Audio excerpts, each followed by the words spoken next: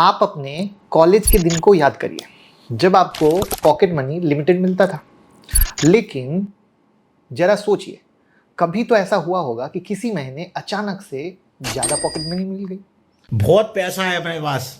जिसके बारे में आपने सोचा नहीं था। कितना खुश हुए होगे आप। मेरे साथ ऐसा हुआ है, एकदम से सरप्राइज जब पापा ने ऐसा किया।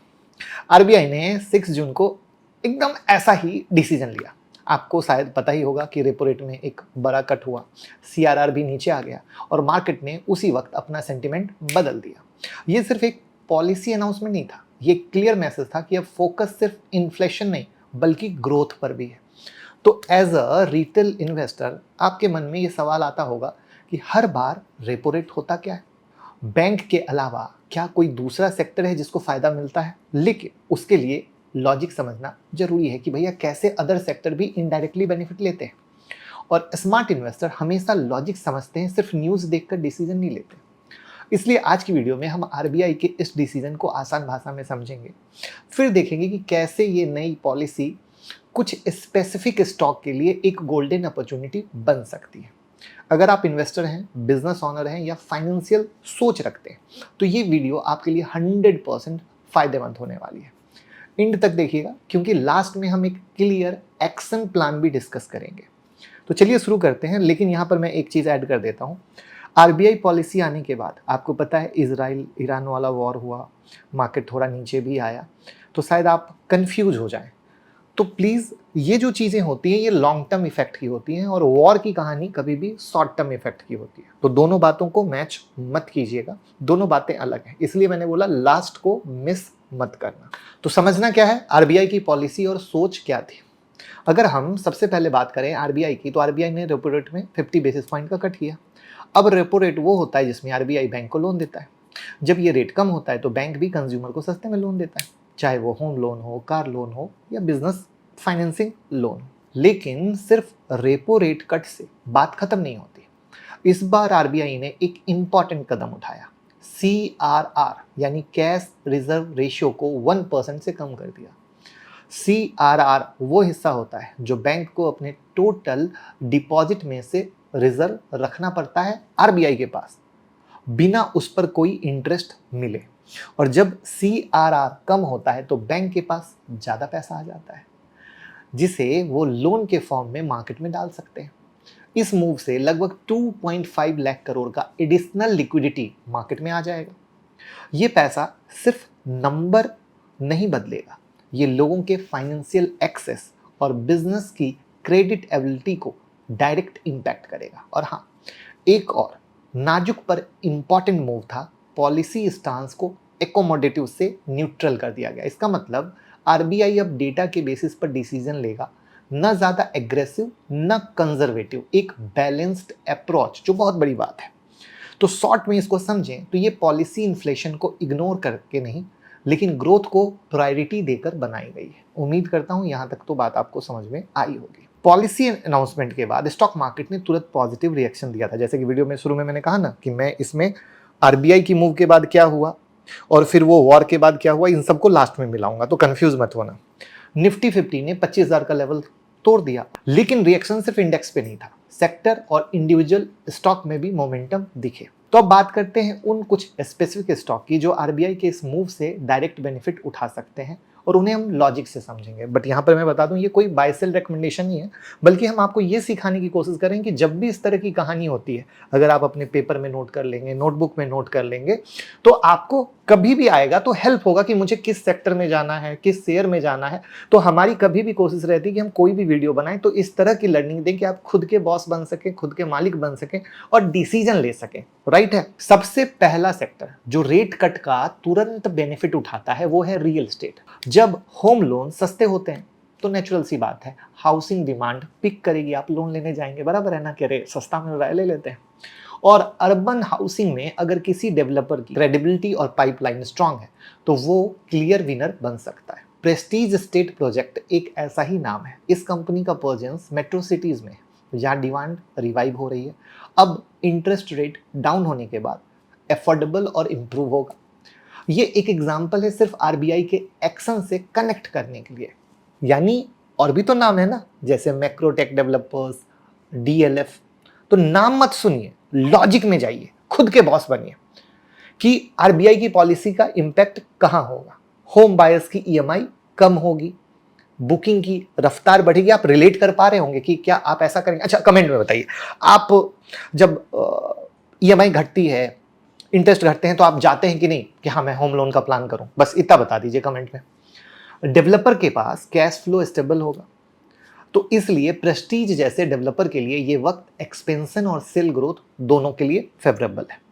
ठीक है, अब हम आते हैं दूसरे सेक्टर पे, ऑटोमोबाइल सेक्टर। तो टाटा मोटर अगला सेक्टर, इस शेयर का सेक्टर समझाने के लिए, जहां रेपो रेट का सीधा इंपैक्ट पड़ता है। ठीक है, अब चाहे वो पैसेंजर व्हीकल हो या कमर्शियल व्हीकल हो, दोनों क्या होगा, आराम से लोन फाइनेंस पे चलते हैं।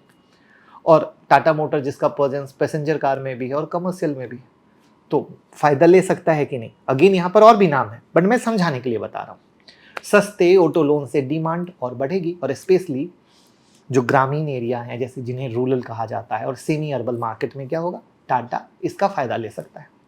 साथ ही ईवी का एडॉप्शन बढ़ेगा, इनडायरेक्ट पुश आएगा, क्योंकि लो फाइनेंसिंग कॉस्ट से एंट्री बैरियर कम हो जाता है। ठीक, तो ये स्टॉक मैक्रो और कंज्यूमर लेवल दोनों ट्रिगर से सपोर्ट ले रहा है। इसके अलावा आप महिंद्रा एंड महिंद्रा, बजाज ऑटो पे फोकस कर सकते हैं। मैंने बताया ना कि आपको नाम पे नहीं जाना, लॉजिक को समझना है। ठीक है, तो आप बॉस बनेंगे। अब यहाँ पे तीसरा है बैंकिंग सेक्टर। आरबीआई का CRR कट बैंकिंग सेक्टर के लिए एक बहुत बिग पॉजिटिव सिग्नल होता है। ज्यादा लिक्विडिटी का मतलब है कि बैंक आराम से एक्टिव होकर लोन को डिस्पर्स कर सकते हैं। एग्जाम्पल के लिए ले लीजिए, मान लीजिए इंडियन बैंक है, जो एक PSU बैंक है और जिसका फोकस रिटेल और MSME लैंडिंग पे है। इस इन्वायरमेंट में अपना लोन बुक एक्सपेंड करने के लिए बेस्ट पोजीशन। और रेपो रेट कट का दूसरा एंगल ये है कि बोरोइंग की डिमांड बढ़ेगी। एग्री करते हो ना बैंक वाले लोग, जो भी थोड़ा सा ये सब करते हो, कॉस्ट ऑफ फंड कम होगा, राइट है। NIM यानी नेट इंटरेस्ट मार्जिन इंप्रूव होगा।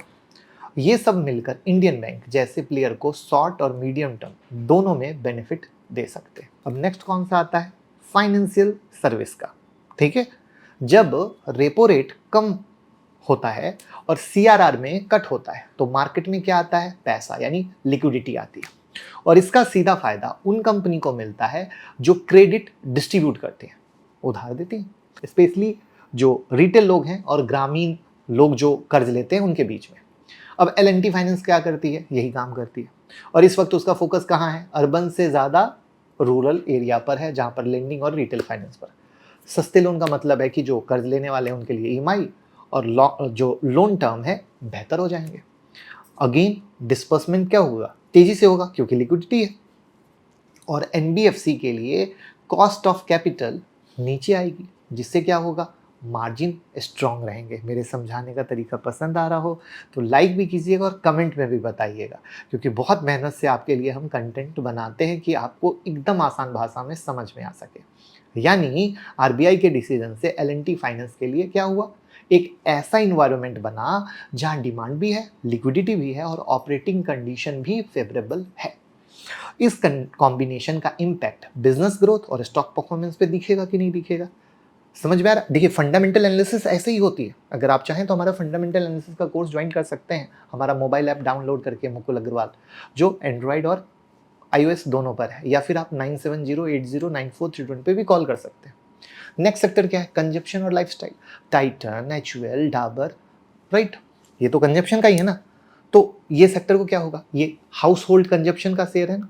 जब लोगों की EMI कम होती है या लोन का ऑब्लिगेशन थोड़ा रिलैक्स होता है, तो पैसे कहाँ खर्च होते हैं, यहीं खर्च होते हैं ना। तो जैसे टाइटन, HUL, डाबर जैसे प्लेयर, इनके प्रोडक्ट अर्बन मिडिल क्लास और जो खर्च करने वाले थोड़े से कंज्यूमर हैं, जिनको पैसा खर्च करने की खुजली मची पड़ी है, वहाँ पर फायदा होता है।